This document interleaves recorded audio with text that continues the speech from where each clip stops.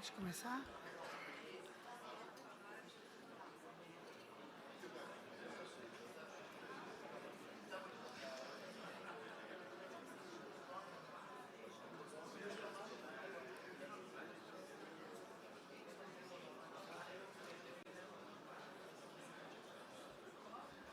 Bom dia a todos. Dando início aos nossos trabalhos, eu passo a convidar os integrantes da mesa para compô-la nesse momento. Chamo, então, o Dr. Gustavo Brigagão, nosso presidente honorário.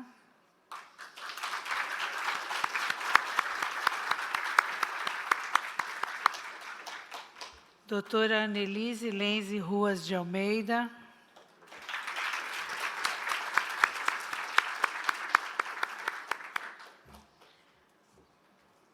Doutora Denise Lucena Cavalcante.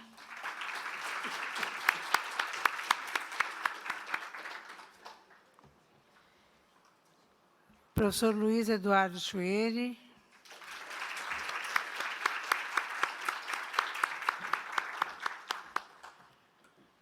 Professor Paulo de Barros. Olha, é muita emoção misturada com o Congresso. Paulo Aires Barreto.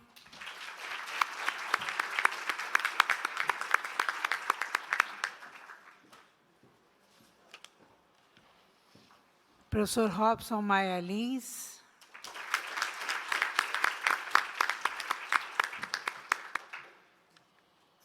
E professor Walter Lobato.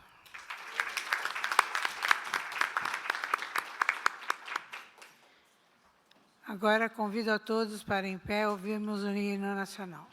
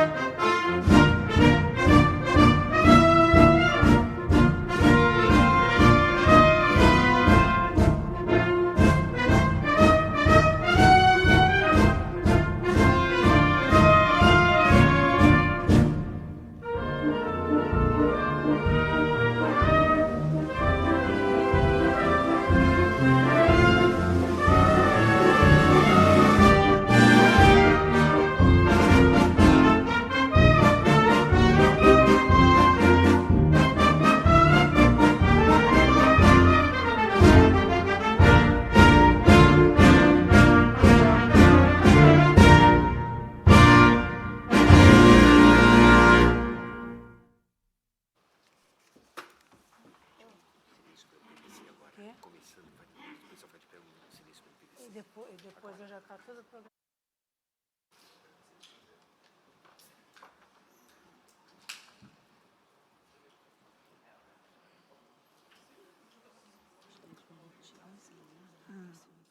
Tá ótimo.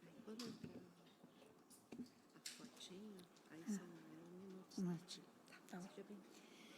Senhoras e senhores congressistas, bom dia. É com imensa honra que lhes dou as boas-vindas a este Congresso de Direito Tributário, que se realiza em um momento absolutamente singular da vida nacional.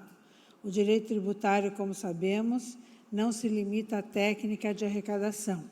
É a expressão da própria forma como o Estado se relaciona com a sociedade e como se materializa o pacto social estabelecido em nossa Constituição. Vivemos hoje um cenário de transformações. profundas. Foi recentemente promulgada a Lei Complementar número 214 de 2025, que inaugura uma nova etapa da reforma tributária, redesenhando o sistema de tributação do consumo e trazendo desafios inéditos de interpretação, implementação e fiscalização. Ainda no horizonte imediato, tramita no Congresso Nacional o PLP número 108, que complementará esse arcabouço e deverá definir pontos decisivos da transição, da repartição de receitas e do funcionamento dos fundos de compensação federativa. Ao mesmo tempo, discute-se no plano político e acadêmico uma reforma da legislação do imposto de renda, com a possibilidade de tributação de dividendos e de uma incidência específica sobre os chamados super ricos. Medidas que, de um lado, buscam aproximar o Brasil das melhores práticas internacionais em matéria de justiça fiscal, mas que, de outro, ainda carecem de um debate mais profundo sobre os seus reais efeitos sobre o investimento, a competitividade e, sobretudo, a redução das desigualdades sociais, objetivo maior do sistema tributário, inscrito de forma clara no artigo 3º da Constituição Federal. Paralelamente, assistimos a uma elevação recente do IOF, assim como a outras iniciativas pontuais de incremento da carga tributária. Essas medidas, no entanto, revelam-se mais voltadas a atender às urgências fiscais do Tesouro do que a discutir um sistema estruturalmente mais equilibrado. Aumenta-se a arrecadação, mas não se avançam com a mesma intensidade os mecanismos que asseguram progressividade, redistribuição e justiça tributária. O risco que se corre é o de perpetuar um sistema regressivo que penaliza desproporcionalmente os mais pobres e a classe média, enquanto deixa intocados grandes patrimônios e rendimentos de capital. E não se pode deixar de registrar nesse cenário a relevância das mudanças no plano internacional da tributação, que repercutem diretamente em nosso ordenamento. O Brasil vive um processo de adaptação de suas regras de preço de transferência aos padrões da OCDE, ao mesmo tempo em que acompanha as discussões globais sobre o imposto mínimo global, voltados a assegurar que grandes grupos multinacionais contribuam com uma carga mínima de tributação, independentemente do país em que estejam estabelecidos. Tais debates não são distantes da realidade nacional. Ao contrário, desafiam-nos a repensar o modelo de inserção do Brasil no comércio internacional e a compatibilizar nosso sistema com os compromissos assumidos no cenário global. Senhoras e senhores, este congresso se propõe justamente a ser um espaço de reflexão crítica sobre esse contexto. O momento exige mais do que um exame técnico de alíquotas, bases de cálculo e regras de transição. Exige um olhar atento à função social do direito tributário, ao equilíbrio federativo, à necessidade de financiamento adequado das políticas públicas e ao compromisso inadiável de reduzir a desigualdade que ainda marca nossa sociedade de forma tão profunda. E neste ano temos ainda uma razão adicional de júbilo. Este congresso presta uma justa homenagem ao professor Edivaldo Brito, um dos maiores juristas do Brasil, cuja trajetória intelectual e política é fonte de inspiração para todos nós. Mestre respeitado, professor incansável, advogado brilhante, parlamentar atuante e pensador original do direito tributário, o professor Edivaldo Brito representa a síntese entre o saber acadêmico e o compromisso com a transformação social. O professor Edivaldo Brito é uma das figuras mais respeitadas do direito tributário brasileiro.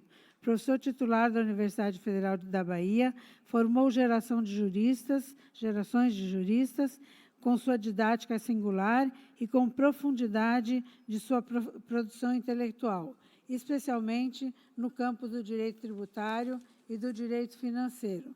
também do direito civil.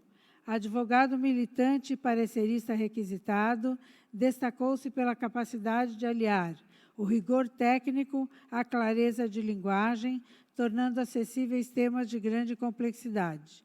Foi também pioneiro no cenário político, tendo exercido o mandato de vereador em Salvador e de deputado federal, além de ter atuado como vice-prefeito e secretário de Assuntos Jurídicos da capital baiana. Sua trajetória é marcada não apenas pela excelência acadêmica, mas também pelo compromisso com a justiça social, pela defesa intransigente da igualdade racial e pelo engajamento em causas públicas relevantes. Reconhecido nacional e internacionalmente, Edivaldo Brito construiu uma carreira que honra a advocacia, a academia e a vida pública, sendo exemplo de dedicação, coragem e integridade. Homenagear o professor Edivaldo é, ao mesmo tempo, reconhecer a importância de sua contribuição à ciência jurídica e reafirmar o compromisso deste Congresso em seguir cultivando o espírito crítico, criativo e transformador que sempre o norteou. E eu não poderia encerrar essa abertura sem prestar também uma especial homenagem ao professor Paulo de Barros Carvalho, que nos deixou no último dia 15, um dos maiores nomes do direito tributário brasileiro e internacional. Paulo de Barros foi mestre de gerações, responsável pela formação de escolas de pensamento, autor de obras que se tornaram referências incontornáveis e exemplo de rigor metodológico aliado à paixão pelo ensino.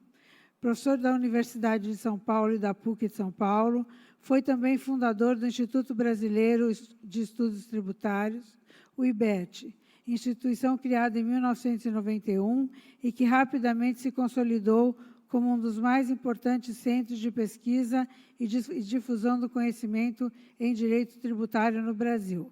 O IBET tornou-se referência na formação de especialistas, mestres e doutores, promovendo cursos, publicações e congressos que marcaram o desenvolvimento da ciência tributária nacional. Seu legado, portanto, não se limita à produção acadêmica individual, mas se estende a essa instituição que continua a formar e inspirar milhares de profissionais em todo o país. Sua ausência será sentida, mas sua obra e sua influência permanecerão vivas, guiando as futuras gerações de estudiosos de direito tributário. E, se me permitem uma nota pessoal, não posso deixar de recordar a importância que o professor Paulo de Barros Carvalho teve para a minha carreira e para a minha formação. Foi na PUC de São Paulo, onde me graduei e realizei o meu mestrado, que tive o privilégio de assistir suas aulas e aprender com a sua incomparável didática. Mais de 20 anos atrás, convidou-me para uma conversa e, com generosidade ímpar, sugeriu que eu liderasse a abertura do IBET Curitiba. Eu vivia, então, um momento difícil, tanto pessoal quanto profissional, mas o carinho e a confiança que ele me dispensou naquela oportunidade foram tão significativos que não tive coragem de declinar. Esse gesto marcou a minha trajetória. Para mim, Paulo de Barros Carvalho não foi apenas um mestre, mas também um amigo querido, cuja ausência sentirei profundamente. Convido a todos, nesse momento, a que prestemos nossa mais respeitosa reverência à memória do professor Paulo de Barros Carvalho, com a observância de 1 minuto de silêncio.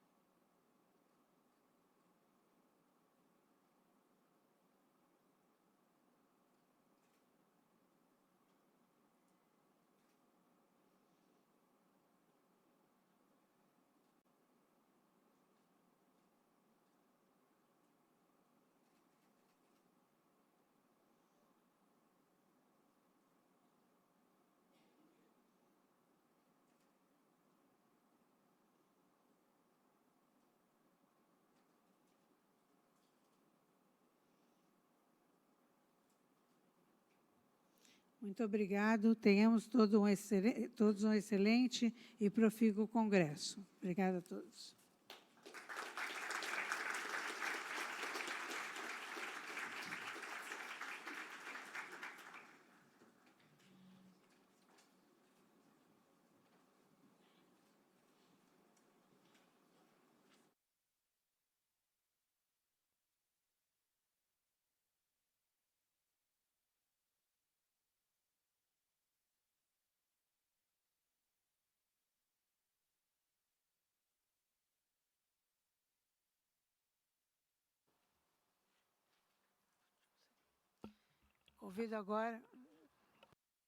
Convido agora o professor Gustavo Brigagão para suas palavras iniciais.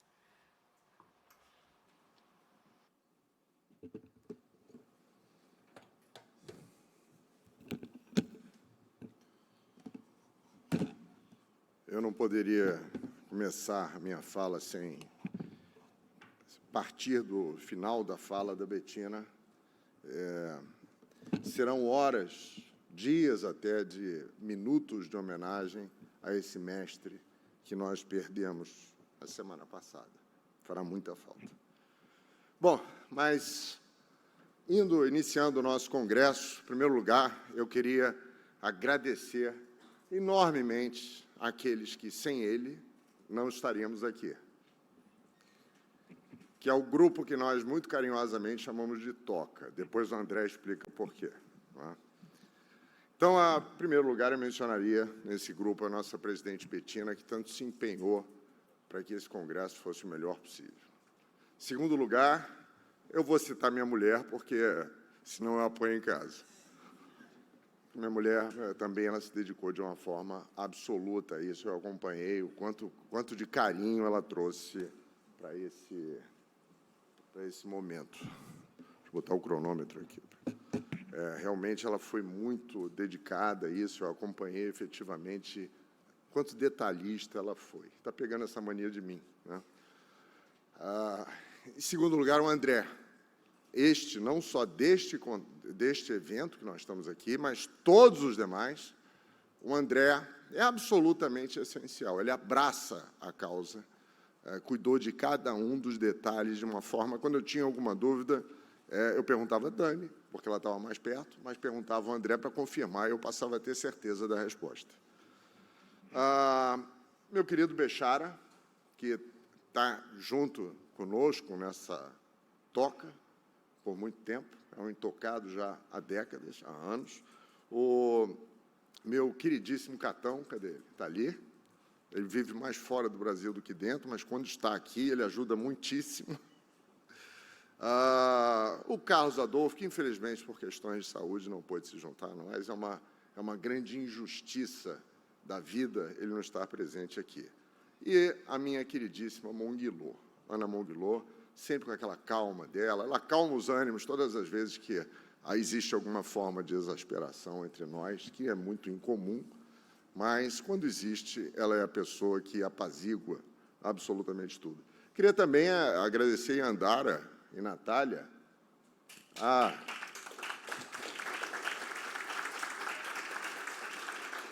pela fundamental participação nisso.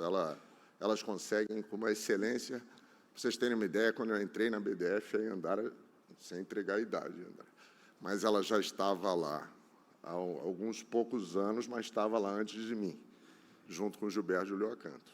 E queria também agradecer a todos os organizadores do evento, que tanto se dedicaram a isso, seguindo e nos aconselhando, muitas vezes, para melhor tomada de decisão sobre esse ou aquele aspecto.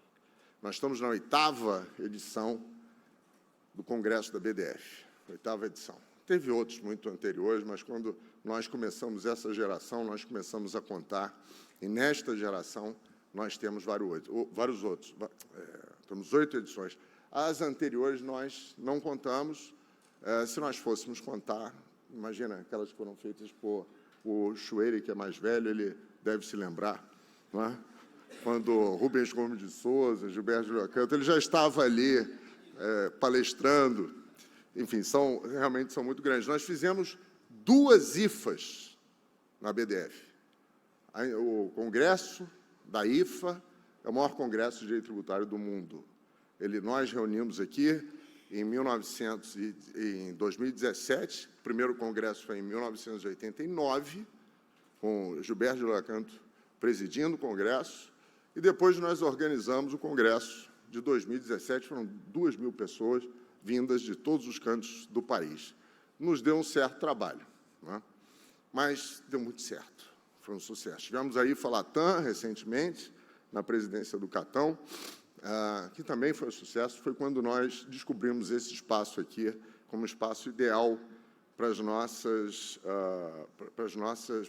eventos, para os nossos encontros. Como todos sabem, a BDF, que foi criada há mais de 75 anos, ela é a branch oficial da IFA, da International Fiscal Association, e do ILADIT, que é da América Latina. Nós somos quem representa essas duas instituições, renomadas e prestigiosas instituições aqui. A BDF, como todos sabem, ela foi fundada por Rubens Gomes de Souza e Gilberto de Lua Canto, em 49. Portanto, as discussões dos anteprojetos dos quais surgiram o sistema tributário atual, por meio da Emenda Constitucional 1865 e o próprio Código Tributário Nacional, essas discussões ocorreram principalmente no seio da ABDF. Portanto, eu costumo dizer, de vez em quando criticado, né, Paulo, por alguns que dizem, não, você está exagerando e tal. Ele diz isso nas entrelinhas, mas o direito tributário nasceu aqui dentro da ABDF. Essa aqui é a verdade. Gilberto de Lua Canto, Rubens Gomes de Souza foram as pessoas que fundaram essa instituição. Nós estamos num momento um momento absolutamente disruptivo no que diz respeito à matéria tributária. Nós estamos enfrentando uma reforma completamente diferente daquela que ocorreu em 65. Nós estamos enfrentando uma reforma absolutamente fatiada do direito tributário. Uma reforma não leva em consideração o que ocorre ou que se pretende que ocorra nas seguintes. A reforma tributária do consumo foi feita isoladamente. A reforma tributária da renda, que se promete vai ocorrer ainda no futuro, a Betina demonstrou isso. Nós já temos essa reforma da renda ocorrendo há muito tempo. Offshore, transfer pricing, o Pillar 2 brasileiro, enfim, são várias as normas. Agora nós temos esse 1087, que desperta em mim os instintos mais primitivos, e vários outros. A reforma da renda já está aí, sem levar em consideração que a reforma do consumo, que, me desculpe, Eurico, deve estar aqui em algum lugar, levou a alíquota do nosso IVA para o patamar, para o lugar mais alto do pódio do planeta. Então, nós temos que vamos enfrentar essas discussões de uma forma muito pormenorizada nesse Congresso. Nós trabalhamos na composição desse programa muito arduamente, justamente para que todos esses enfoques pudessem ser analisados e debatidos pelos vários painéis. São mais de 200 palestrantes que estarão conosco nesse caminho, nessa trilha, para tentar demonstrar ou conversar, debater com todos os senhores e senhoras a respeito de qual será o nosso futuro no que diz respeito ao direito tributário. Nós vamos tratar dos efeitos da reforma do consumo. Teremos eu vou puxar a brasa, obviamente, para o meu painel, que será amanhã, às 17 horas, não percam. Eu farei lá aquele talk show que vocês conhecem, vai pegar fogo. Já tenho notícias do que pensa cada um deles, que eu vou cruzar. Um fala favorável, outro fala desfavorável, logo em seguida sobre o mesmo tema. Temos as mudanças da tributação da renda, todas essas que vieram ocorrendo durante todo esse tempo. Imagina o Rachid, que eu vejo ali, ele como ex-secretário da Receita Federal, o quanto apreensivo ele deve estar com tudo isso que ocorre. Os impactos das novas regras sobre o patrimônio, que também houve a reforma do patrimônio embutida dentro do consumo, sem que houvesse um foco específico nisso. A reforma de 18, a emenda constitucional 1865, ela cuidou de todo o sistema tributário de uma vez só. E o Código Tributário Nacional surgiu disso. Então, foi uma reforma que foi feita de maneira completamente diferente da que ocorreu aqui. O resultado, infelizmente, não pode ser bom. Né? Nós vamos examinar também as perspectivas econômicas em decorrência disso, quais serão as questões que surgirão da forma como essas mudanças todas estão sendo feitas, as consequências e os precedentes judiciais. Nós vivemos um momento de ativismo judicial muito preocupante, extremamente preocupante, porque isso causa uma insegurança jurídica muito forte. Nós temos, inclusive, esse episódio do IOF mostrou um ângulo muito interessante do nosso momento, porque nós vemos o legislativo julgando e o judiciário legislando. Há uma certa mistura aí de funções. E também as soluções institucionais possíveis, todos os aspectos nacionais e internacionais. Nós temos o nosso amigo Dali, também que participará aqui, já está aqui desde já. Hey, Dali, how are you? Para tratar dos aspectos internacionais. E, ao final, nós teremos a grande homenagem a essa pessoa fantástica que é o Edivaldo Brito, o professor Edivaldo Brito.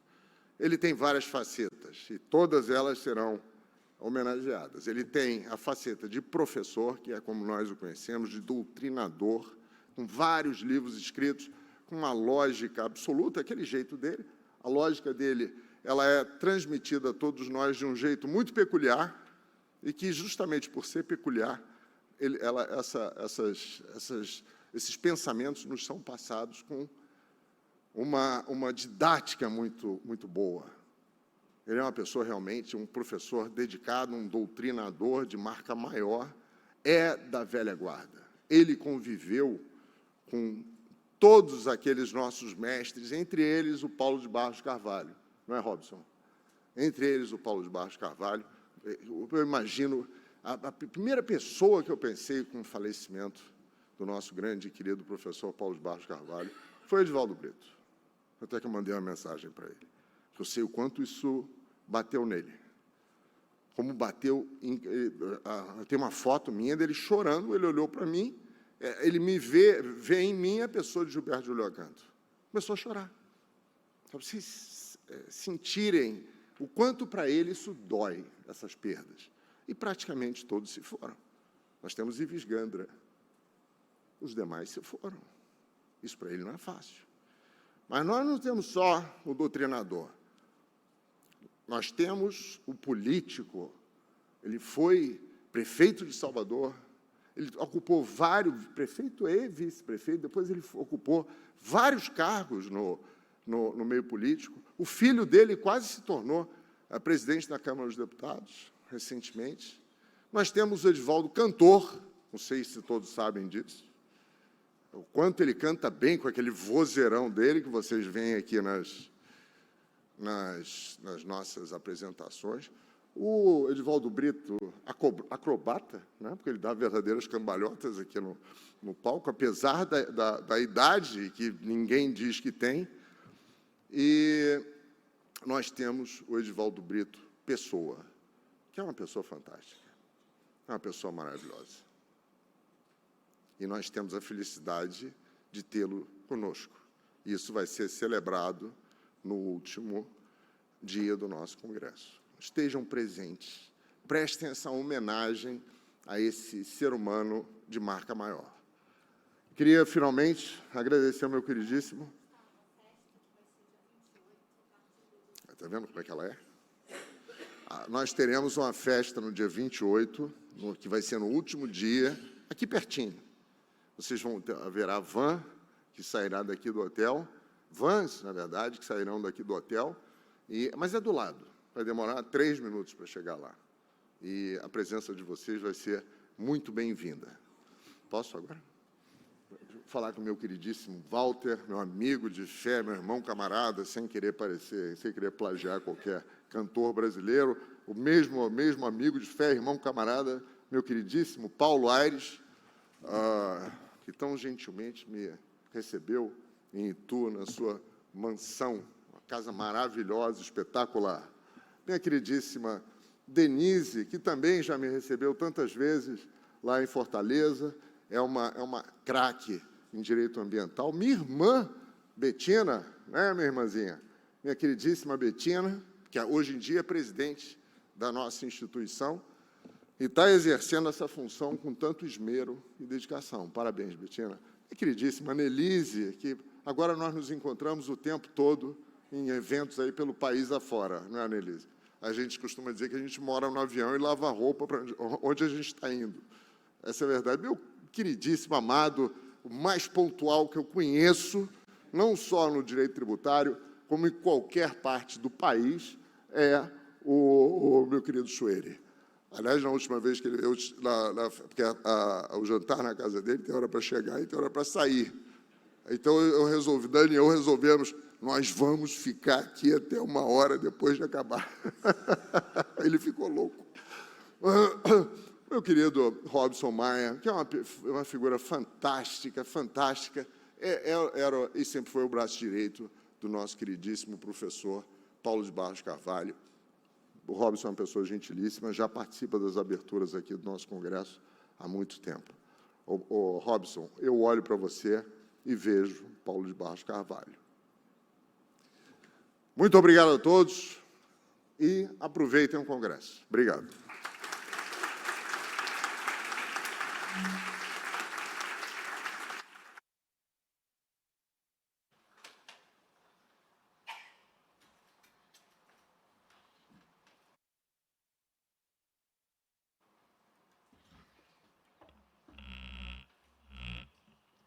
Na sequência, então, eu passo a palavra à doutora Annelise Lenze Ruas de Almeida para suas considerações.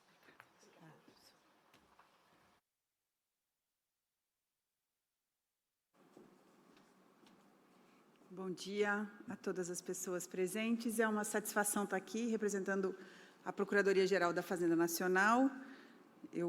Esses dias minha mãe me ligou, Brigagão, e falou assim, você mudou de profissão? Você é aeromoça agora, minha filha?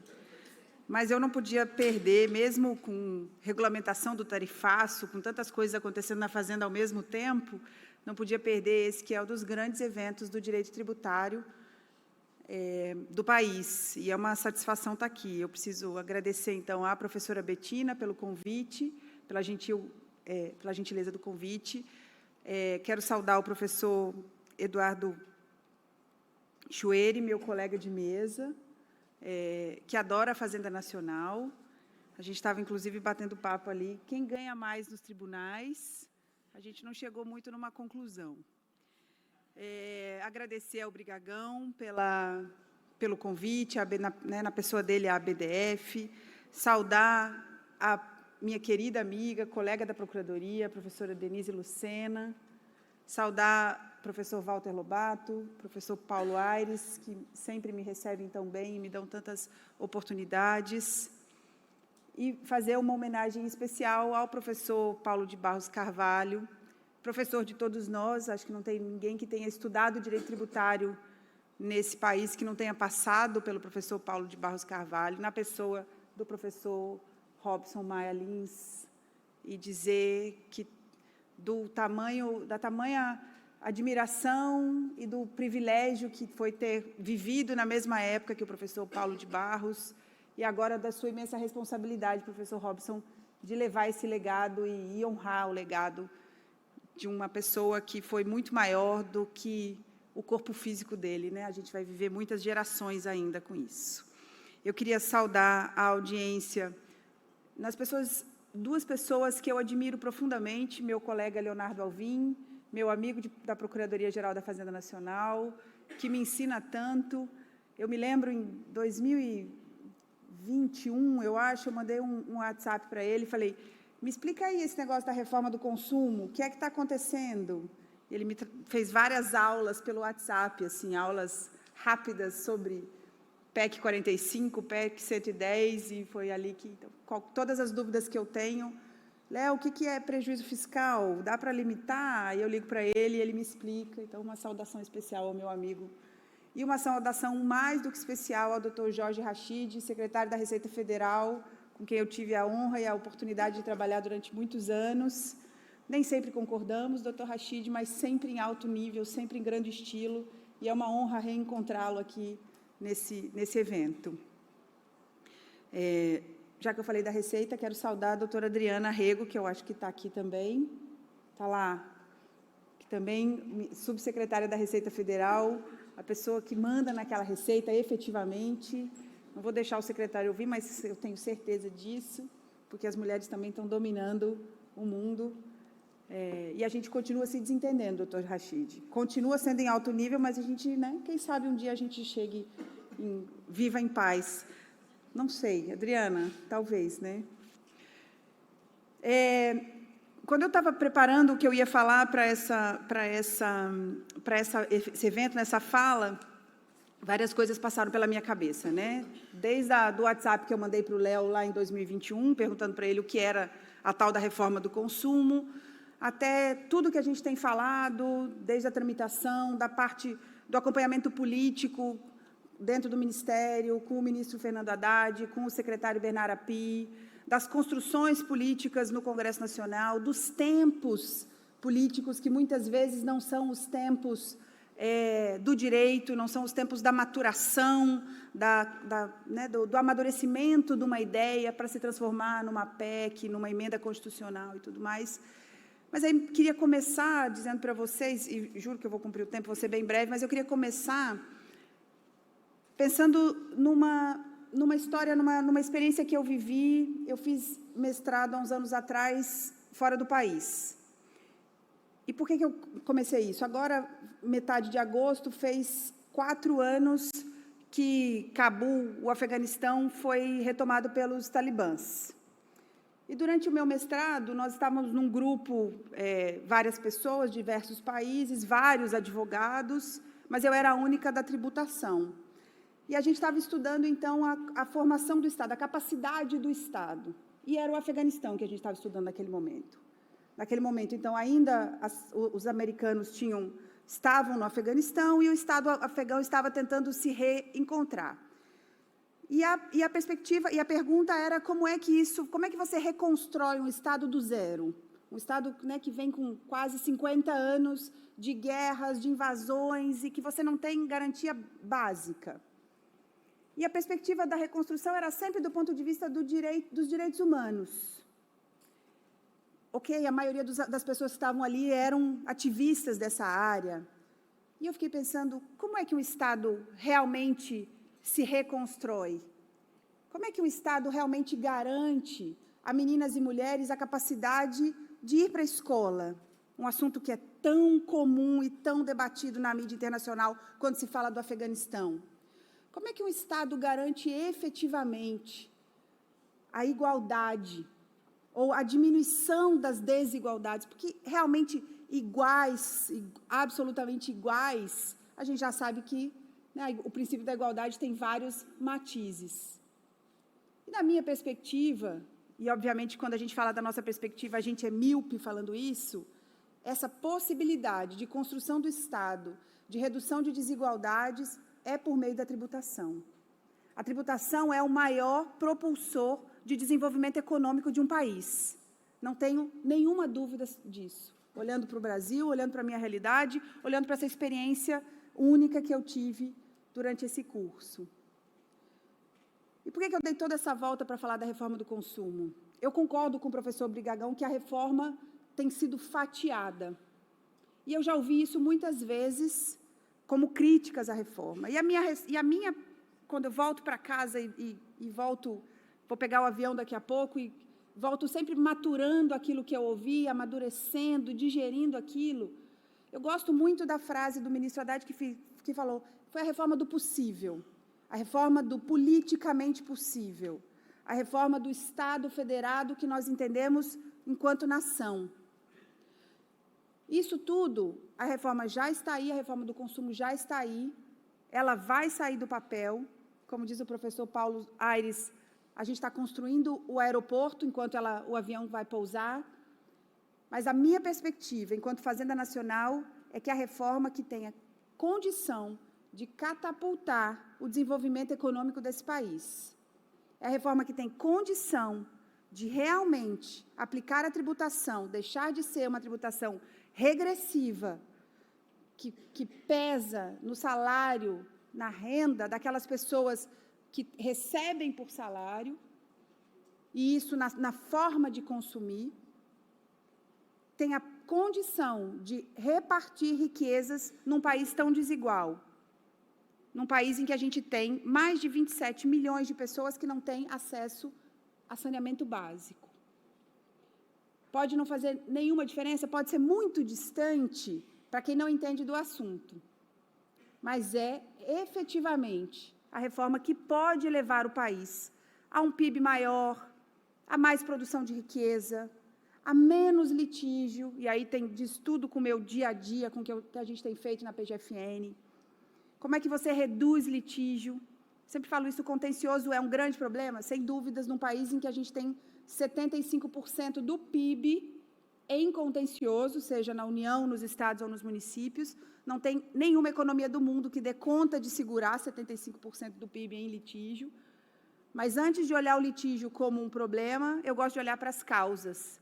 E essa reforma vem resolvendo vários problemas.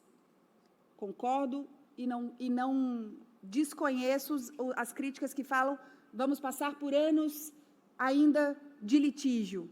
Vamos passar por anos de litígios. Talvez alguns já consolidados e vamos ter que nos adaptar a isso.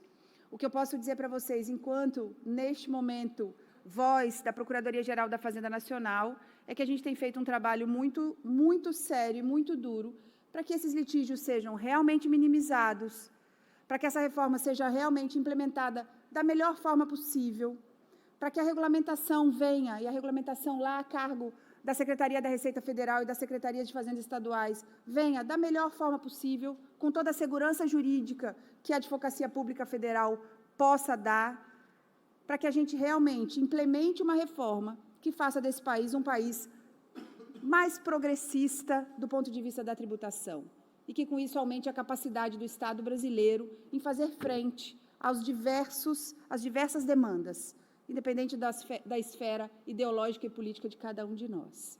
Essa é a minha missão na PGFN, e eu não podia perder esse momento, essa oportunidade de falar com uma audiência tão qualificada para passar esse recado.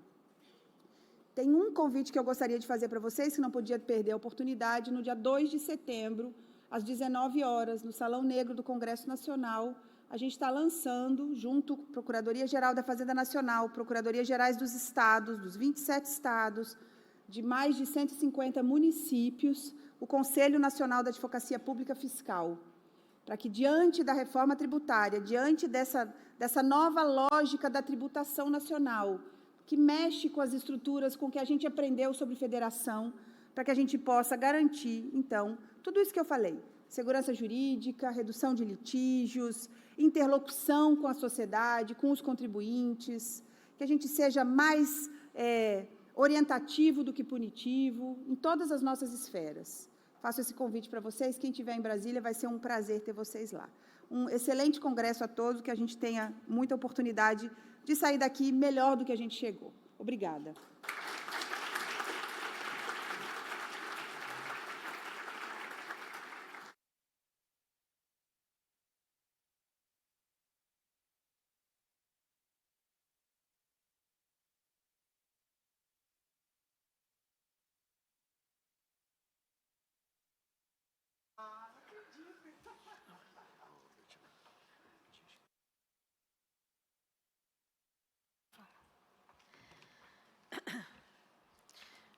Obrigada pelas palavras, doutora Annelise, pelo perfeito diagnóstico da nossa situação, né, e pelo horizonte que se mostrou na sua fala, né, em relação a essas situações. Agora, observando a ordem alfabética, dou a palavra, então, passo a palavra à professora Denise Lucena Cavalcante.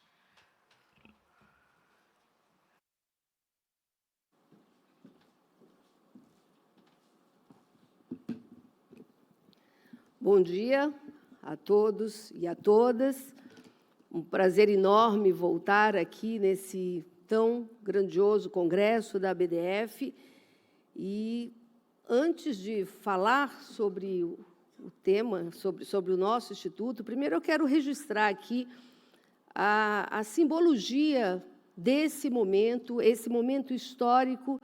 A ABDF, mais uma vez, inova, quando coloca que, nessa mesa inaugural, todos os institutos, os importantes institutos do Brasil, e, desde logo, eu agradeço a extrema generosidade de poder incluir o nosso instituto, que é o Instituto Latino-Americano de Tributação Ambiental, o ILATA, e, quando eu me vejo aqui, e nessa mesa histórica, talvez estejamos aqui fazendo uma história muito importante.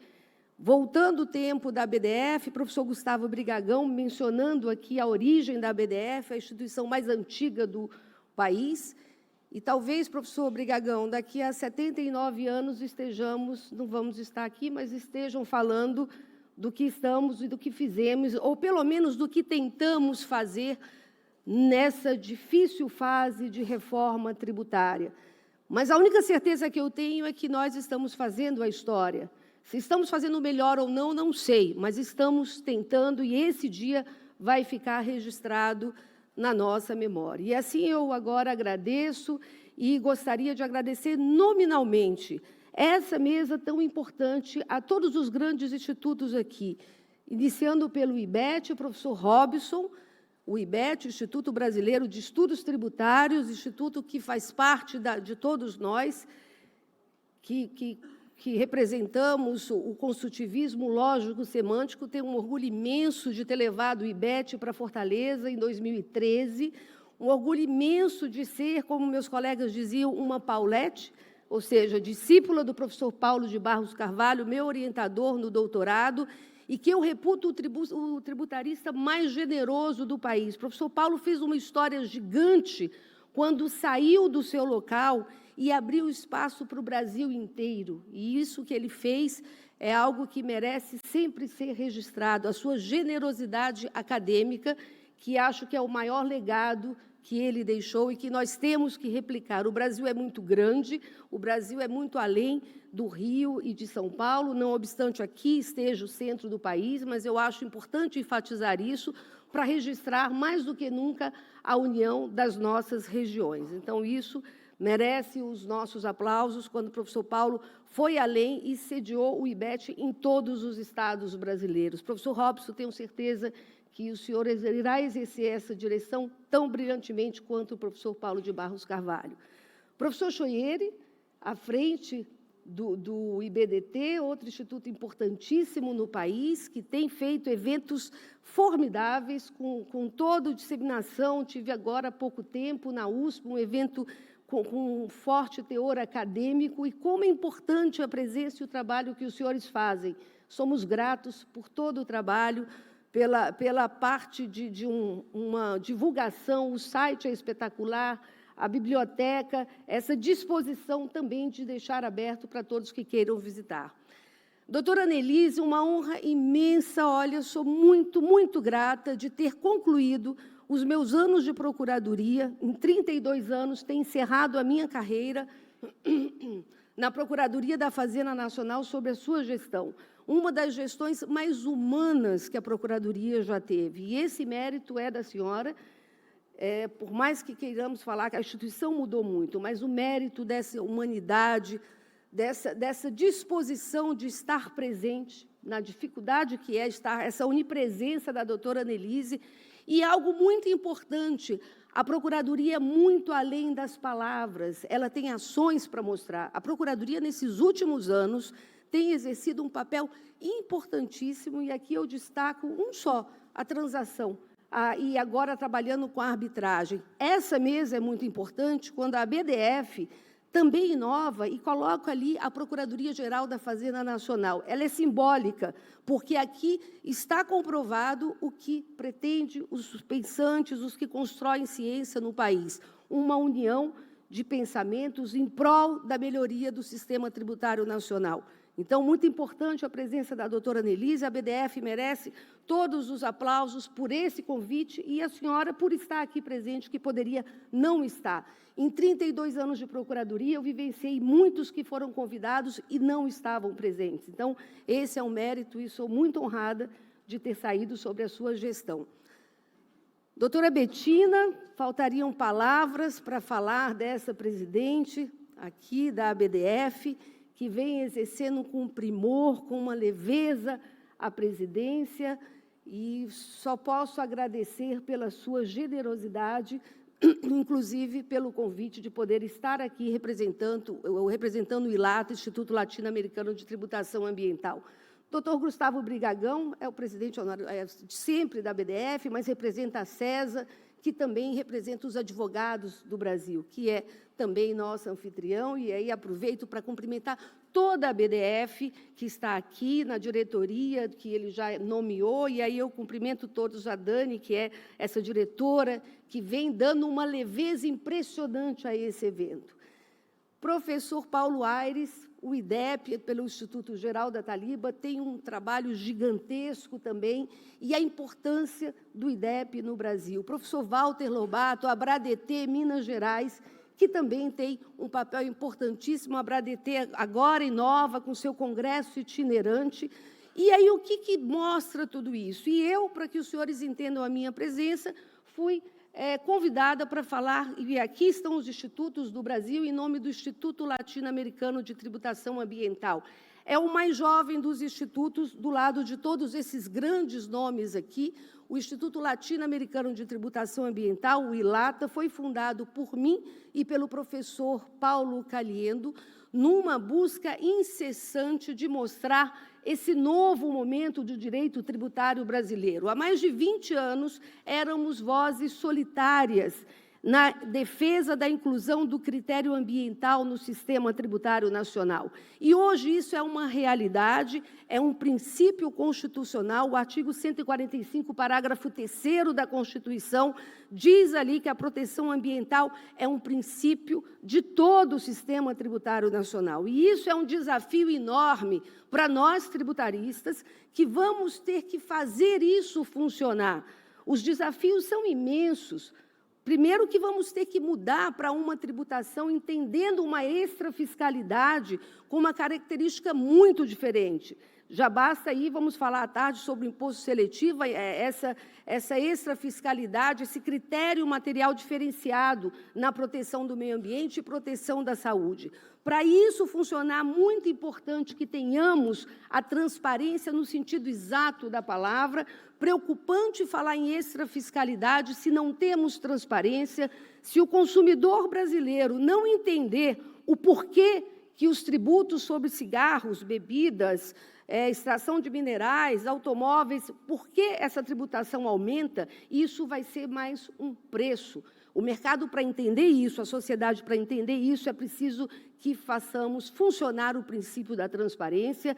Espero que essas alíquotas que estão sendo feitas, pensadas no âmbito da Receita Federal, infelizmente, sem a devida transparência, era para que todos nós estivéssemos aqui hoje discutindo essas alíquotas antes do projeto sair. O debate no Congresso é muito pouco, é muito curto, não dá tempo para que possamos ajudar. Espero que o governo possa entender que essa multidão que está aqui é capaz de ajudar e melhorar e fazer funcionar esse princípio. A importância é tamanha que eu estava ali sentado olhando essa lata e comentava com o professor Paulo Aires, que está ali na lata, menos um plástico. E eu falei, mas é alumínio. E aí, quando eu viro a lata, tem lá, 95% do alumínio do Brasil é reciclado. Vejam as oportunidades desse marketing verde. Então, a tributação, a questão ambiental, a inclusão do critério ambiental, não necessariamente é mais um peso, pode ser uma grande oportunidade. O fato é que é nítida a mudança de paradigmas que estamos vivenciando. Então, é um desafio para nós, do direito tributário. O ILATA está aqui com essa ambição enorme de trazer o debate na América Latina, estamos nos juntando com vários tributaristas que também têm essa bandeira da tributação ambiental. E, por fim, eu encerro fazendo um convite que esse ano teremos a primeira vez, e o ILATA está organizando isso, na América Latina, o Congresso Mundial de Tributação Ambiental, com o apoio da ABDF, inclusive, será nos dias 26, 27 e 28 de setembro, na URGS, a Universidade Federal do Rio Grande do Sul. E ali vamos falar de temas tão relevantes quanto os que tratado aqui. Muito obrigada a todos e, mais uma vez, a generosidade da ABDF nessa mesa de incluir o ILATA.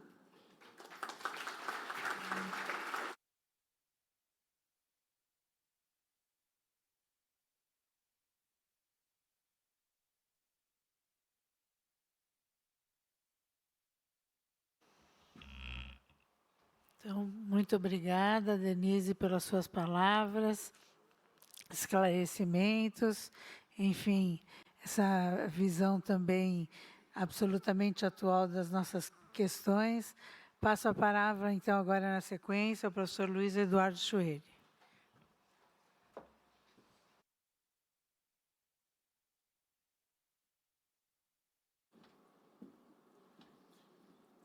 Bom dia, muito obrigado a todos.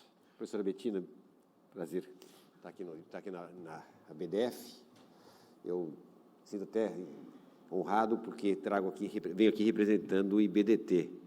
O nosso fundador, o professor Rui Barbosa Nogueira, também foi um dos fundadores da ABDF. Ele sempre dizia isso. Então, portanto, posso considerar que somos irmãos nesse sentido. Vejo também essa mesa composta tantas pessoas queridas, Dr. Walter, da ABDT, Paulo Aires, meu colega da USP, aqui representando o IDEP, Gustavo, Denise, Annelise, Robson, todos já cumprimentados. O professor Gustavo trouxe uma visão bastante pessimista no momento atual na parte tributária. E ele sabe que nós não concordamos. Eu diria que eu fui muito otimista. Quando começou o projeto da reforma, eu dizia, finalmente vamos ter uma reforma tributária como merece. Mas, hoje em dia, eu sou aquele que digo, podia ter sido 7-0, foi 2-1, gol de mão, mas daqui a alguns anos ninguém vai lembrar mais disso. Ou seja, perto do que estávamos, estaremos muito melhor. Poderia ter sido 7-0. Poderíamos ter tido um único tributo, uma única alíquota, um cashback que funcionaria. Mas estamos numa democracia tem seu preço. E eu acho que qualquer preço pela democracia é um preço bem pago. Portanto, eu prefiro uma reforma mais ou menos no nosso regime que uma ideal se não tivesse passado pelo Congresso. Portanto, eu estou aqui a aplaudir a tal da transparência. Transparência, Denise, que você mencionou, a transparência na questão ambiental. Eu digo a transparência por o contribuinte saber quanto vai pagar. Finalmente, nós vamos saber qual é a carga tributária, porque não vai ter aumento, não. Simplesmente, aqueles tributos que eram escondidos passam a ser conhecidos. Eu acho isso muito bom. Acho isso muito bom, e agora eu vou dizer uma coisa extremamente antipática. Porque eu acho muito bom, eu acho que eu sou o único brasileiro que detesta esta tal de isenção para os tais dos R$5.000 do imposto de renda. Do meu ponto de vista, eu gostaria que todos os contribuintes pagassem, todos, que fosse 30 centavos, 50 centavos, mas que cada cidadão soubesse que ele é contribuinte, soubesse que paga. Porque quando nós temos uma anestesia, quando nós deixamos boa parte da classe média achando que não vai pagar imposto, passa a ser aquela classe que também não tem o que exigir. Afinal de contas, se eu não pago, se só o pessoal do andar de cima está pagando, eu não tenho o que exigir. Eu acho isso lamentável como sociedade. Mas eu sei que eu sou voto minoritário, eu sei que vamos passar os 5.000, porque, afinal de contas, é muito simpática esta proposta. Eu só devo dizer que não me parece o ideal para uma cidadania como a gente deveria ter. Transparência seria, o Estado custa e você está pagando por isso. Portanto, exija desse Estado. Mas não é esse o objetivo de hoje. O objetivo de hoje é muito mais falarmos dessa questão institucional. E eu citei o professor Rui Barbosa Nogueira, que, é claro, o IBDT deve muito àquele senhor que, lá nos idos de 65, conquista a primeira cátedra de Direito Tributário e passa a reunir na sua casa alguns amigos para discutir esse novel direito tributário. Afinal de contas, vinha a emenda constitucional, vinha um código tributário, e ninguém entendia do assunto. Não existia uma disciplina chamada direito tributário. A dele foi a primeira cátedra foi essa. E ele reúne esses amigos e começa a discutir toda semana direito tributário na casa dele. Dali a pouco ele se torna, dali a pouco não, dali a alguns anos, ele se torna diretor da Faculdade de Direito da Universidade de São Paulo e pega esse grupo de amigos e leva para a faculdade. E aquelas mesas de debates tornam-se o Instituto Brasileiro de Direito Tributário. De lá para cá, estamos falando em 1.800 reuniões, mais de 1.800 mesas de debate de direito tributário. E, gente, eu viajo muito no mundo, Dali sabe disso. Dali, eu não tenho notícia no mundo de uma entidade que possa dizer que já teve mais de 1.800 reuniões para discutir direito tributário, sempre das 8h15 até as 10 da manhã. E hoje, essas mesas de debates, que são o coração do IBDT, hoje tem um alcance nacional. A pandemia nos trouxe muitas coisas ruins, mas certamente trouxe esse caráter nacional para as mesas de debates. Então, convido a todos vocês, toda quinta-feira, das 8h15 até as 10, assista às mesas de debates. Se você for associado ao IBDT, traga seus temas, e nós discutiremos juntos os temas do direito tributário. E eu lhe asseguro, sim, a pontualidade. Rui Barbosa Nogueira dizia, para a mesa funcionar, é necessário que acabe às 10 horas, porque assim o advogado, a advogada que tem seus compromissos, sabe que horas vai terminar, sabe que pode marcar os compromissos. Nunca, nessas 1.800 reuniões, a mesa passou das 10 horas, e não vai passar. Portanto, você venha, assiste, se possível, presencialmente, se não puder, assista às mesas de debates online, e já sabe, se o tema não terminar às 10 horas, semana que vem continuaremos. E assim vamos tocando. De lá para cá, esse IBDT cresce, o IBDT vem trazendo mais associados, sim, associe-se ao IBDT, associando-se ao IBDT, você tem descontos nos cursos, você tem várias publicações do IBDT, cursos que eu posso falar, cursos de especialização em Direito Tributário Brasileiro, Direito Tributário Internacional. Temos um mestrado, falo para quem está no Brasil inteiro, temos um mestrado profissional. Professor, o que é o mestrado profissional? Esse é um ponto interessante, mestrado acadêmico. Se você sonha em ser professor, esse é seu campo. Mas pode ser que você não queira ser professor, você quer ser pesquisador, mas seu sonho não é ser professor. Então, hoje existe esse campo do mestrado profissional, você estuda, pesquisa, temos no PEN, lá o Núcleo de Pesquisas do Mestrado, produzindo pesquisas interessantíssimas e formamos mestres que não vão ser professores, serão palestrantes, mas não serão professores. Convido-os a cogitar essa hipótese. E, para isso, devo dizer que o IBDT faz esses mestrados com presenciais, mas quinzenais. Portanto, se você está em outros pontos do país e pensa nesse mestrado profissional, será uma sexta e um sábado a cada 15 dias presenciais. Não é tão difícil assim. Fora isso, muita leitura sim, porque é mestrado. Eu sempre digo, olha, mestrado acadêmico, você pode localizar facilmente os professores que você conhece. Para mim, o caráter de um mestrado profissional, aquele que se existisse na época teria feito, e porque para mim é o meu grande mestre, quando eu cito o Ricardo Maris de Oliveira, nosso antigo presidente. Produz, escreve, é um pensador, mas ele não quer dar aula toda semana, Walter, não é aquele que gosta de ir para aula toda semana. Então, o mestrado profissional é para aquele que quer produzir, se seu sonho é ser um Ricardo Maris da vida, aquele que influencia o direito tributário, que produz muito, mas não quer ficar dando aula, o mestrado profissional do IBDT pode ser seu campo, e eu os convido também. Mas, certamente, para os pesquisadores, desculpe-me, porque essa parte institucional tem que falar sobre isso, aos pesquisadores, o IBDT tem uma biblioteca que vale a pena ser visitada. Começou grande, começou com mais de 5.000 volumes do professor Rui Barbosa Nogueira. Isso não é pouca coisa.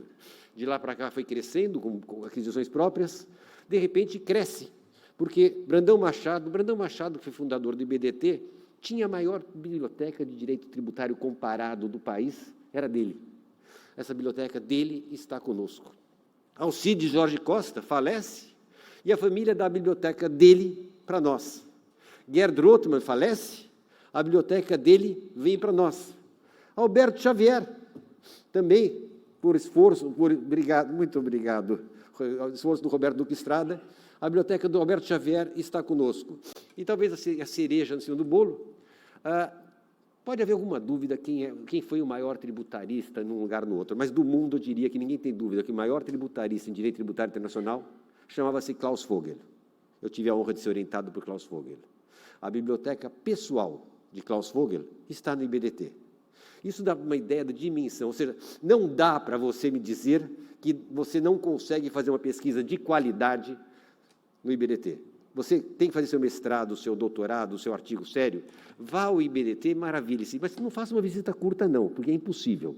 Quando você chega naquela biblioteca, é para passar a tarde, esticando. Você pega um livro e você vai encontrando as obras marcadas. O Brandão Machado, ele riscava o livro. Então, é gostoso você folhear. Eu não sei, eu vejo quem gosta de livro digital, admiro muito. Eu gosto do papel riscado, aquele que tem aquela notinha do lado, como o Brandão Machado fazia.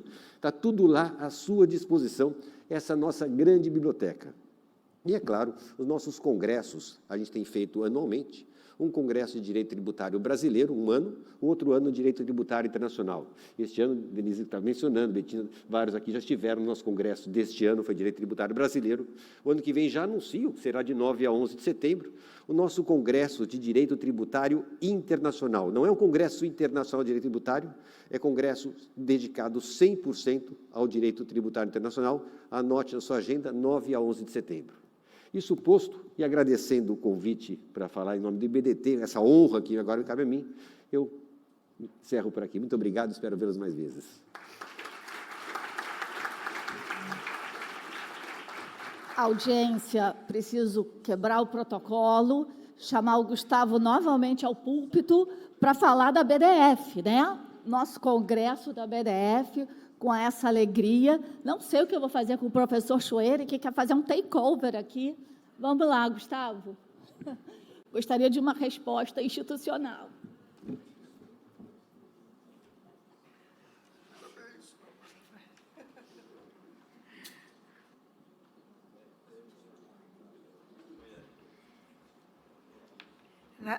Agradecendo as palavras do professor Chueire, então, fiquei reflexiva sobre as suas impressões sobre a reforma, pensando, quem sabe, num flat tax, professor, com a eliminação das isenções, né, e uma alteração do imposto de renda que seja com uma tributação proporcional, quem sabe, mas, enfim, passo a palavra ao professor Paulo Aires Barreto.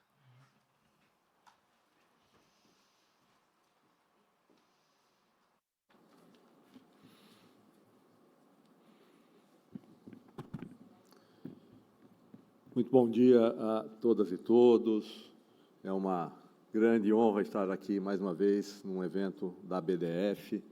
Quero cumprimentar a mesa, na pessoa da professora Betina, a todos os meus colegas aqui, amigos de longa data, que estudam e trabalham muito em prol do direito tributário. E quero usar meu tempo para algumas reflexões em torno desse diálogo importante que se estabelece entre a BDF e os demais institutos aqui convidados para compor essa mesa inaugural. A BDF é a mãe de toda essa trajetória de institutos de direito tributário, foi a entidade que primeiro surgiu, a entidade que tem esse diálogo aberto com o plano internacional, com a IFA, com o ILADIT, e tem desempenhado esse papel de estruturação, transformação, pensamento do direito tributário brasileiro com bastante sucesso nesses 76 anos. Os outros institutos aqui representados surgem praticamente 25 anos depois, em torno de 20 a 25 anos depois da BDF, o IBET, o IBDT e o IDEP, que eu tenho a honra de presidir. E este movimento de estruturação de institutos tem efetivamente fomentado o direito tributário, propiciado debates interessantes que começaram com Rui Barbosa Nogueira, com Rubens Gomes de Souza, com Gilberto de Liuacanto, com Geraldo Ataliba, com Paulo de Barros Carvalho, e, naturalmente, esses institutos foram se compondo. Por exemplo, o IBET, com Paulo de Barros Carvalho, com Rubens Gomes de Souza, o IDEP, com Geraldo Ataliba, com Paulo de Barros Carvalho, com Alberto Xavier, com Arruda Alvim, todos eles assinaram a ata inaugural do Instituto, e também uma série de professores estrangeiros, Pérez de Ayala, Vitor Uckmar, José Souto Borges aqui no Brasil, Roque Carraz e assim por diante. Esses grandes doutrinadores deixaram lições que são importantíssimas para iluminar esse momento atual, tão relevante, o momento da reforma tributária. Cada um ao seu modo, cada um ao seu estilo. Lembro aqui, porque o nosso homenageado Edivaldo Brito, da minha primeira aproximação com o direito tributário. Eu estava no primeiro ano da faculdade, um sábado, meu pai me convida para ir ao Maxud, onde onde ocorreu o primeiro congresso de direito tributário do IDEP. Eu era estudante de direito, nem sabia se eu ia querer estudar direito tributário na vida. Eram pequenas portas, pequenas salas, abre-se a primeira, o professor Paulo de Barros Carvalho fazendo a sua exposição. Abre-se a segunda porta, Edivaldo Brito, deitado em cima da mesa, gritando e cantando com o microfone. O meu primeiro contato com o direito tributário foi esse. Depois eu vim a conhecer o Edivaldo Brito na Bahia mesmo, ele me chama de sobrinho paulista, ele é meu tio baiano, então, minhas homenagens ao Edivaldo Brito, que merece que este congresso e tantos outros o reverenciem aqui no direito tributário. Ainda falando desse diálogo, dessa comunicação, um ponto que me parece importante, que eu gosto sempre de ressaltar, o Código Tributário Nacional, o projeto de lei que deu origem ao Código Tributário Nacional, foi desenhado por juristas do porte de Rubens Gomes de Souza e Gilberto de Lioacanto. E, mais uma vez, a importância da BDF nesse debate todo. E este diploma normativo é um diploma que permanece rígido, praticamente sem nenhum dispositivo ter sido tido havido como inconstitucional por 60 anos. E por que eu quero ressaltar isso? Porque talvez nesta reforma tributária a gente tenha perdido esta oportunidade de ter um projeto com maior participação da academia, com um diálogo com os meios acadêmicos mais efetivos, não um projeto tão fortemente influenciado, como me parece ter sido, pela visão das autoridades administrativas em torno da pretensão tributária. A visão das autoridades administrativas é importante? Fundamental, fundamental. Mas sem o diálogo com a academia, com a advocacia privada, o projeto fica enviesado. A ministra Regina Helena Costa fez recentemente esse trabalho. Ela quis alterar uma série de coisas no processo administrativo e no processo judicial tributário. O que ela fez? Juntou a academia, a advocacia pública, a advocacia privada, magistrados, pôs todos numa mesma sala e disse: quero consenso, não quero revogar nenhum dispositivo do CTN. Os projetos estão em andamento no Congresso Nacional e me parecem equilibrados. Posso não gostar num dispositivo ou no outro, mas é um resultado que merece ser citado, reverenciado e que deveria ser o norte de todo projeto de lei que fosse feito nesse país. Foi aprovada a reforma possível, como disse com razão a Annelise aqui. O que me parece ser importante agora, e não é uma questão de criticar a reforma ou de aplaudir a reforma, nós precisamos interpretar a reforma. E agora, o papel dos economistas fica de lado. Essa é a missão de jurista. Vale o texto aprovado, que terá significações que serão trazidas, elaboradas por professores que compõem essa mesa, por esse seletíssimo auditório, com tantos mestres aqui presentes, e esse é um papel importante que cada um de nós deve desempenhar. Desempenhar com profundidade. O professor Paulo de Barros Carvalho sempre lembrava que as propostas filosóficas milenares teimam em frequentar os escritos dos grandes pensadores da atualidade. Portanto, é a partir de fundamentos de teoria geral de direito, de filosofia de direito constitucional, que essa proposta precisa ser apreciada, precisa ser analisada, sem, obviamente, essas preocupações do é bom para mim, é ruim, eu gosto, eu não gosto. Esse momento acabou, efetivamente. Agora, ter acabado esse momento não significa dizer que tenhamos que simplesmente aplaudir tudo que está aí. Não. O trabalho importante é esse trabalho crítico, vindo de uma boa exegese, para, efetivamente, comemorar o que de bom nela existe e criticar o que, eventualmente, não seja tão bom. Nesse sentido, um ponto só eu gostaria de registrar. Falou-se aqui em justiça tributária, em regressividade. Entendo eu que nós perdemos um grande momento, uma grande oportunidade de reduzir a regressividade no país. O pressuposto da reforma, a premissa, a carga tributária no consumo vai ficar exatamente no patamar que ela era anteriormente, mantém a regressividade forte do sistema, exatamente como ela sempre foi. Nós perdemos, neste primeiro momento, a chance de reduzir a regressividade na tributação do consumo. Teremos, obviamente, a chance de melhorar esse cenário. Congressos como esse são fundamentais para que esse debate seja posto, para que ideias sejam contrapostas, para que da tese e da antítese surja a melhor síntese. Esses institutos que estão todos aqui representados, esses professores brilhantes que aqui falaram, fazem isso diuturnamente, e o nosso convite é o de que este congresso, que é muito importante no cenário nacional, e a atuação da IFA, eu vejo no congresso que a IFA fez aqui no Brasil, em 2017,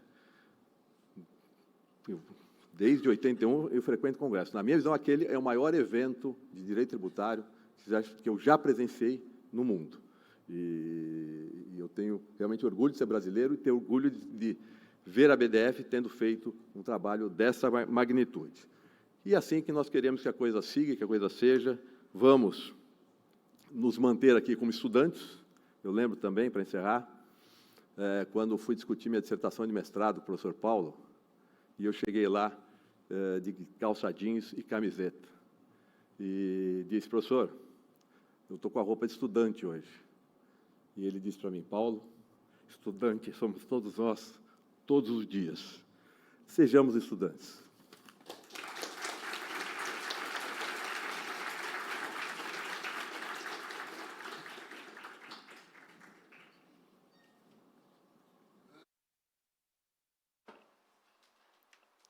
Obrigado, professor Paulo, por esse brilhante histórico do direito tributário no Brasil e por essas palavras tão emocionantes. Eu agora passo a palavra ao professor Robson Maia Lins.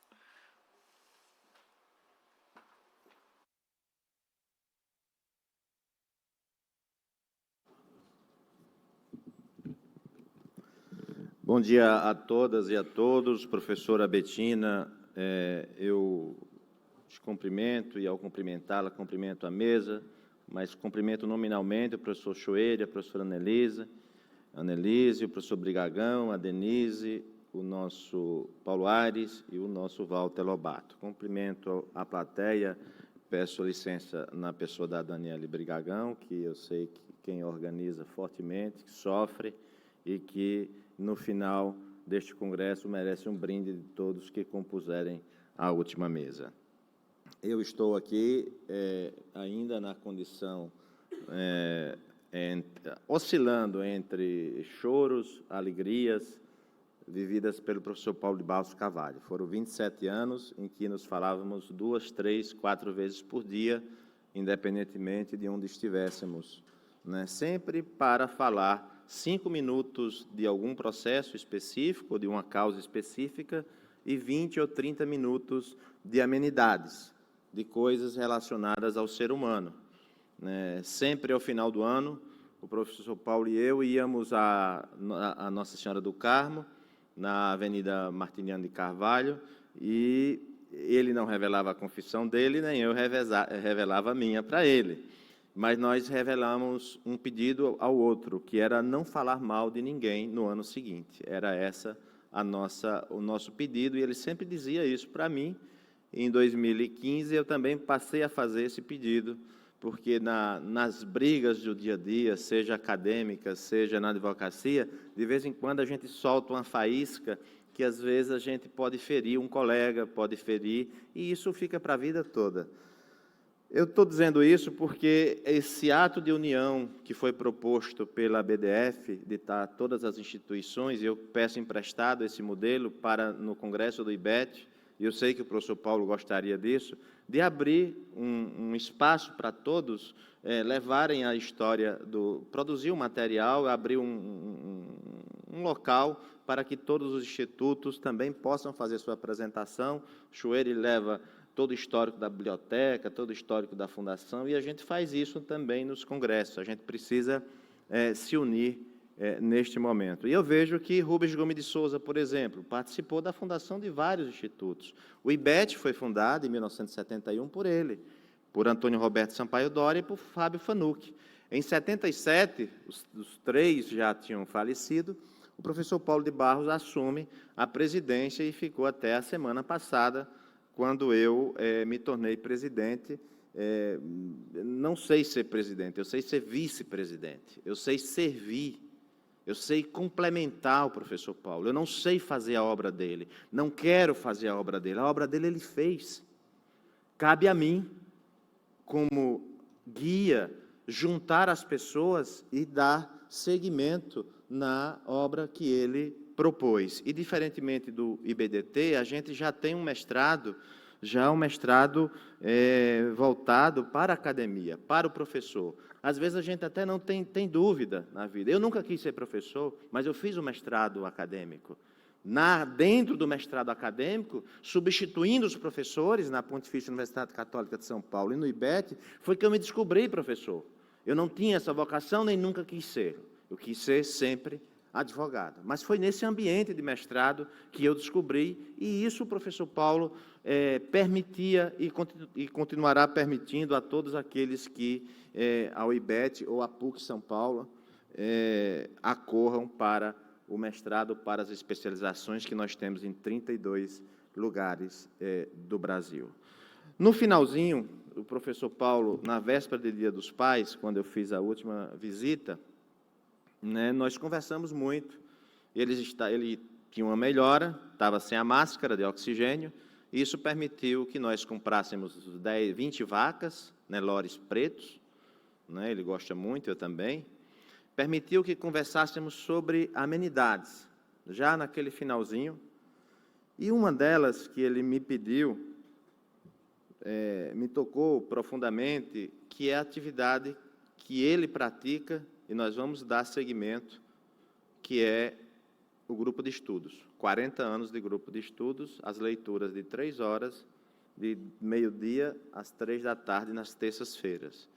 E por que isso? Ele disse: Robson, é muito difícil nessa vida de vocês, de advogado, de atender clientes, vocês pararem 3 horas por dia para estudar. Então, eu fiz disso um dogma. E fiz por orientação do Becker, lá atrás, do Alfredo Augusto Becker, e depois do professor Lorival Villanova.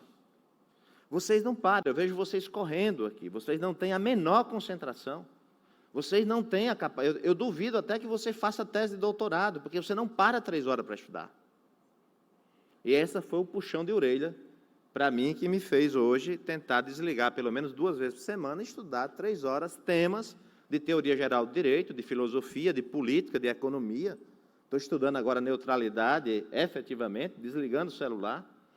E, por último, o professor Zé Arthur Lima Gonçalves me encontrou uma vez na PUC, olhou para o professor Paulo e disse: olha, essa geração está indo. Essa geração, ela estuda, ela tem tempo para estudar, ela tem vontade de estudar, nós não temos. Isso era o professor Zé Arthur Lima Gonçalves.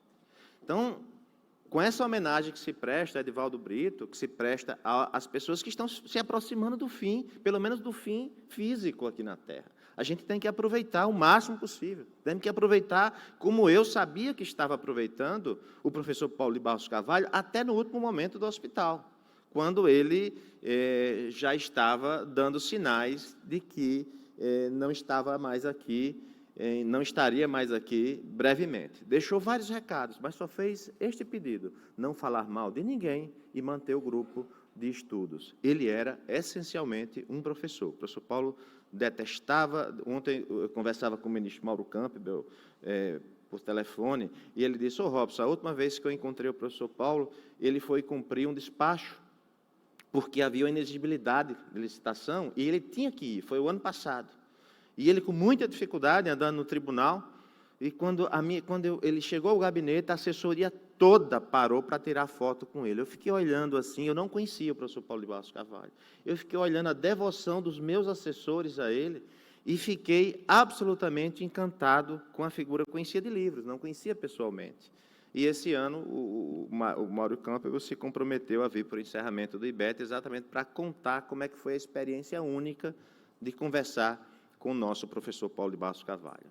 Eu falo mais do professor Paulo de Barros Carvalho do que do IBET, porque as figuras se confundem. Eu convivi com o professor Paulo esse tempo todo e sei exatamente do que ele pensa deste encontro aqui. E ele disse, por último, quando nós estávamos conversando, ele disse: "Ô Robson, logo agora que eu acho que não estarei aqui, vai sobrar tanto espaço para que a doutrina pegue o dado bruto, o ordenamento", e ele citou Gregório Robles, que é quem faz essa distinção, o dado bruto da reforma está aí. A construção do sistema será feita pela doutrina. Eu queria tanto participar desse, porque o dado bruto está muito desorganizado. Então, sobrará espaço para a doutrina se reavivar nos seus métodos e construir um verdadeiro sistema constitucional e infraconstitucional tributário do consumo. A doutrina está recebendo de bandeja esse material bruto, e isso complementa com que o professor Paulo de Barros Carvalho, com o professor Paulo Aires, que eu sempre confundo, nasceram no mesmo dia, tem o mesmo nome. Às vezes eu ligo para um achando que estou falando com outro, né? Você imagina. Então, com isso, eu queria encerrar, dizer ao professor Paulo de público, né, e dizer a ele mesmo que, no que depender de mim, eu disse a ele há muitos anos, quando ele me indicou presidente, vice-presidente, e que aqui está um fiel escudeiro da obra, do respeito que ele tinha pelos alunos. Ele respeitava aluno mais do que qualquer cliente. Aluno, para ele, era uma figura sagrada. Ele nunca deixou que nós marcássemos uma reunião com o cliente. Se um aluno ligasse para marcar uma orientação, ele cancelava a reunião com o cliente e atendia o aluno. E eu que ficasse com o cliente lá, dizendo que o professor Paulo estava ali, ele estava atendendo um aluno, às vezes de TCC, de graduação. É o que ele queria. E assim será feito, mestre Paulo, que Deus o tenha. Um beijo no coração e muito obrigado.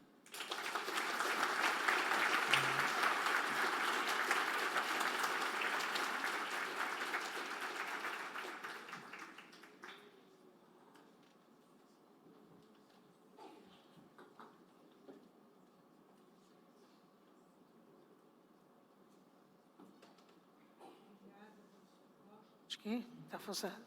Obrigada, professor Robson, pelas palavras tão emocionantes, pelas lembranças tão vívidas. Nós estamos realmente passando por um momento de luto, mas sem lembrar o quão importante o professor Paulo foi para o direito tributário brasileiro e internacional, e depositamos em você, sem querer te transferir um peso muito grande, mas nós depositamos em você a esperança de que você vai dar continuidade a essa união que é a família IBET, os filhos do professor Paulo, enfim, filhos acadêmicos, né? E acho que deve ser um nível de responsabilidade alto, mas tenho certeza que você vai cumprir com galhardia essa função. Passo finalmente a palavra ao professor Walter Lobato para suas considerações. Bom dia a todos e a todas. É uma grande honra estar nessa mesa de abertura em nome da BRADET, e por isso eu começo agradecendo a nossa presidente Betina, nosso querido amigo, irmão Gustavo Brigagão, toda a diretoria da BDF. Faço aqui em nome do querido amigo André e da minha amiga Dani Brigagão, dizer que esse congresso, mais uma vez, inova, já foi dito aqui, trazendo essa mesa, que agrega todas aquelas associações que discutem direito tributário, parabenizar pelo lindo congresso, nesse lindo local, tem tudo que eu, como bom filho da escola mineira, tenho tudo que gosto, direito tributário, o mar aqui na frente, e se tiver pão de queijo no intervalo, eu nunca mais vou embora.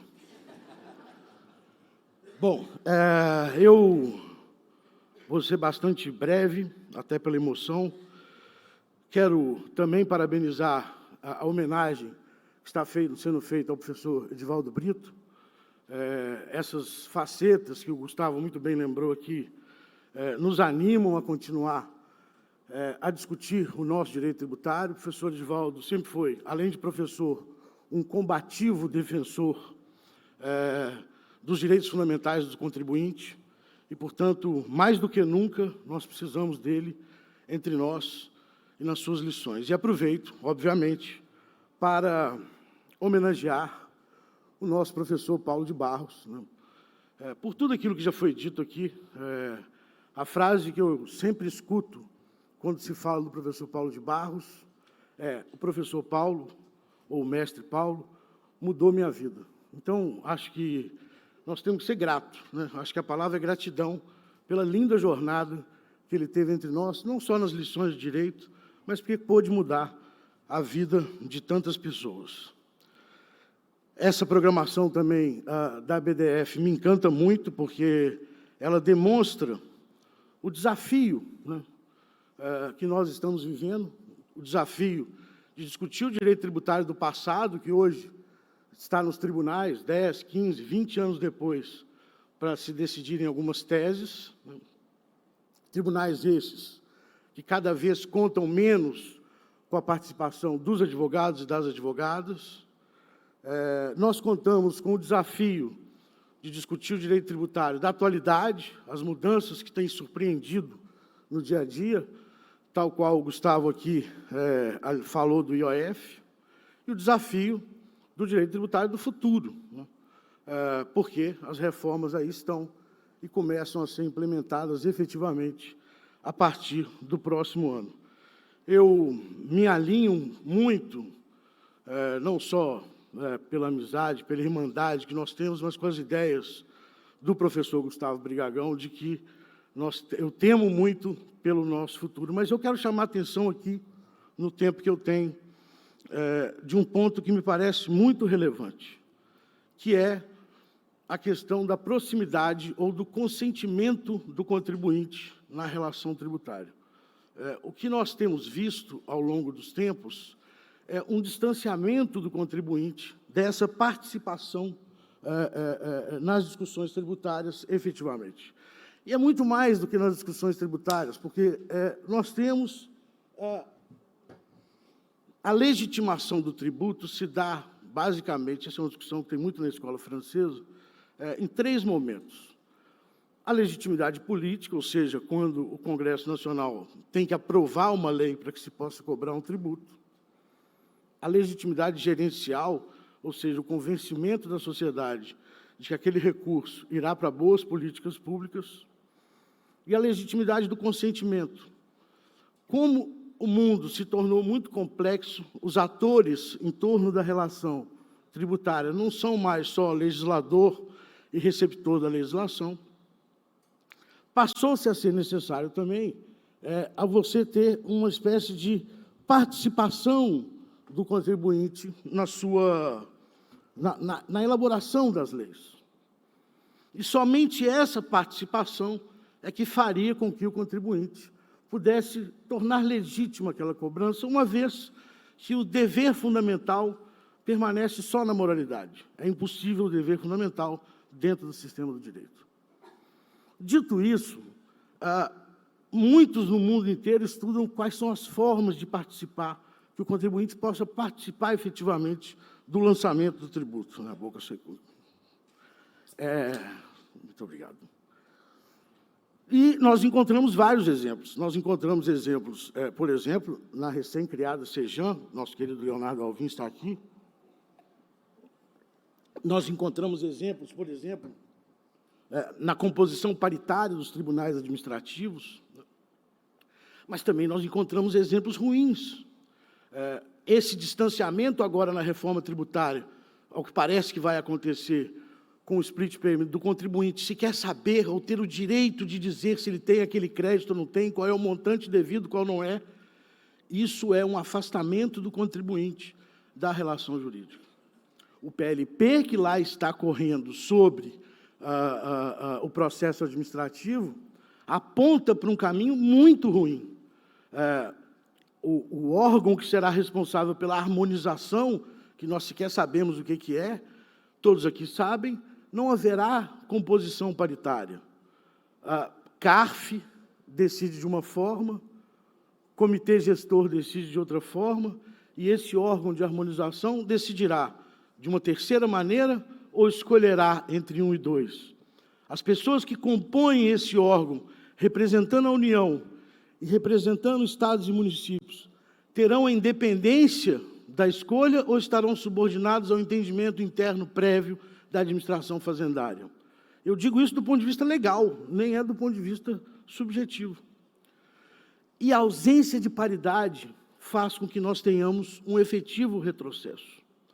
Então, eu gostaria muito de, nesse momento, até aproveitando a participação nessa mesa das mais importantes associações, professor Robson, professor Chueire, Annelise, professora Betina, professor Brigagão, professor Denise, professor Paulo Aires, de conclamar que nós, no direito tributário, que, como disse bem o professor Paulo Aires, que agora começa a produzir conhecimento, porque o que aconteceu até agora foi o sistema político introjetando no sistema do direito uma nova emenda, e agora o sistema do direito se fecha e começa a produzir conhecimento. Agora é a nossa vez de dizer o que é direito, quais são as interpretações, quais são os novos conceitos, se são possíveis as sobreposições.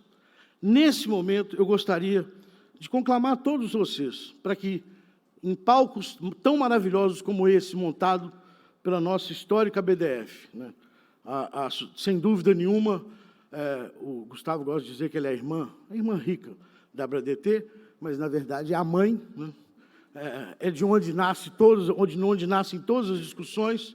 Eu gostaria muito de, em nome da ABRADT, mas muito mais também em nome da BDF, conclamar todos nós que façamos uma reflexão sobre o que está por vir.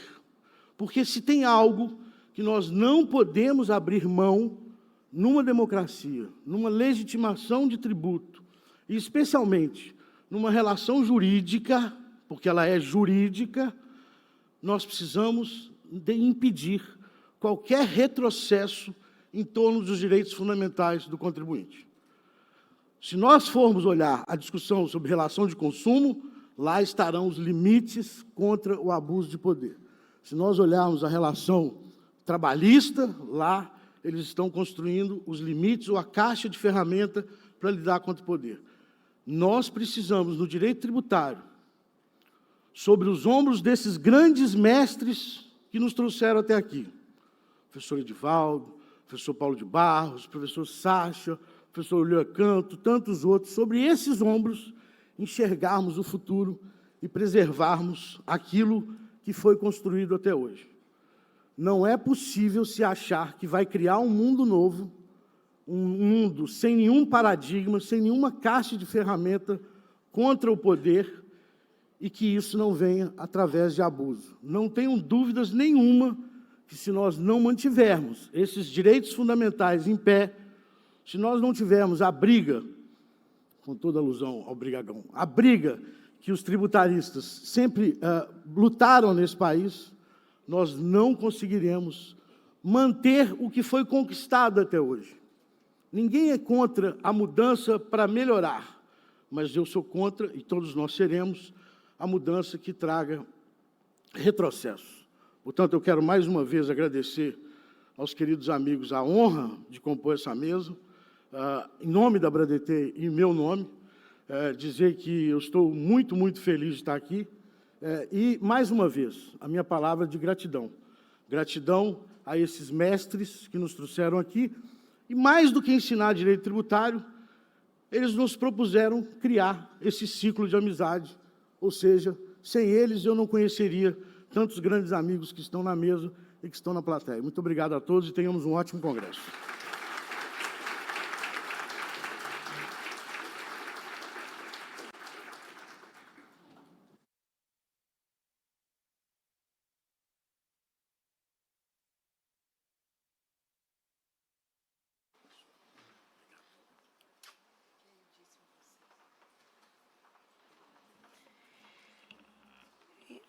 Então, com essa brilhante exposição do professor Walter Lobato, nós encerramos essa sessão de abertura. Convido a todos para 10 minutos de intervalo antes da continuidade dos nossos trabalhos com os painéis. Muito obrigada.